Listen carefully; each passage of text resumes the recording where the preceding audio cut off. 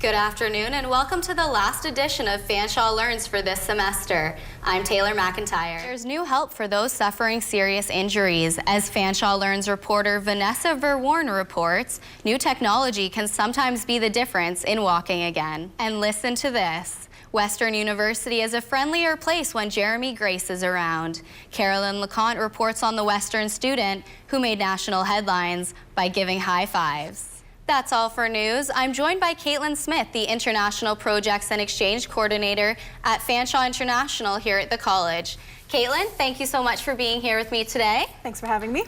So just to begin, what is an exchange? What exchange opportunities are available for current students here at Fanshawe College? Wow, and new partner institutions every semester. And so how can students interested in this opportunity maybe get in touch with you or find out some more information about the exchange opportunities that are offered at Fanshawe College? I'm Taylor MacIntyre. Now let's head over to the weather studio with Victoria Arsenault to see how the weather is looking for this upcoming weekend. Victoria?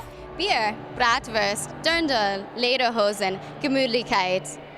The authenticity of London's Oktoberfest is what attracts so many people here, throughout the city as well as throughout the province. Lucas and Christian are true, authentic Germans, straight from the home of Oktoberfest, Munich, Germany. When I see a picture, I think of a mass. You know, 1 liter of beer, and it's like I would drink out of the pitcher here, but well, they all would think I'm stupid. I enjoy and I drink much beer. I like Canadian and I like Canada, so I enjoy. As the Oktoberfest experts, Lucas and Christian were pleased with their German experiences in Canada, except for just one thing. The tables are just not made for dancing on them, so that's a problem. It's more like rock music and not like yeah, you know? Fanshawe Falcons athletics have another promising year ahead. Mitch LaPlante takes a look at this year's men's volleyball team and the upcoming season, which begins on Wednesday. The Western Mustangs stampeded out of the gate thanks to some new help from their QB1. Quarterback and Calgary native Chris Merchant hopes his previous U.S. college experience brings continued success to the Purple and Silver. Nick Sayer, the first-string quarterback for the Mother Teresa Spartans, holds an impressive resume thus far in his football career. Emma Anderson takes a closer look at his triumphs and misfortunes. That's it for sports this week. Stephanie, back to you. What an incredible story about Western's new quarterback. It really is. Chris Merchant comes in here with 2 years of playing experience from the States. He's used to a quicker-paced game, and so I think that can only really benefit the Mustangs in the long run. Neighbors say it has been a long night here on the east end of London. Shortly after 1:20 a.m., there was a reported fire here at 402 Boulay Street in the east of London. Neighbors say that they returned back to their neighboring townhouses shortly after 3:30 in the morning. I think about 1:30, my neighbor came pounding on the door, yelling about a fire, and then like 2 seconds later the cops were here telling us to get out. And I came out with my kids, and there's fire shooting out of the window. The cause of the fire is unknown, and due to the amount of damage, the source may not be determined within the next few hours. It could take days or weeks depending on what we have to do. There's sometimes we have to call in engineers or send samples off to the Center of Forensic Sciences, so it could be a day, it could be several weeks. The homeowner, a mother and her 4 children, were not present at the scene. Like usually the lady and her kids are home all the time. I haven't seen them for a couple days though.